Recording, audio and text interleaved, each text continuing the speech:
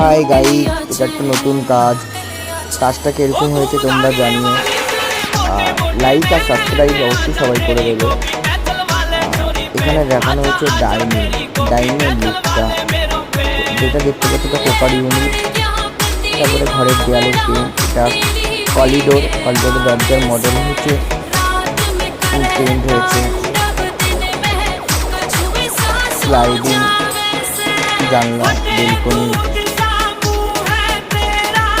Kitchen, modular কিচেনটা কিরকম হচ্ছে তোমরা বলো। নিচে উপরে ফুল কিচেন। আর অবশ্যই প্লিজ যোগাযোগ করো 8348257115, এই নম্বরে যোগাযোগ করবে 8348257115। কাজটা কিরকম হয়েছে তোমরা জানিও।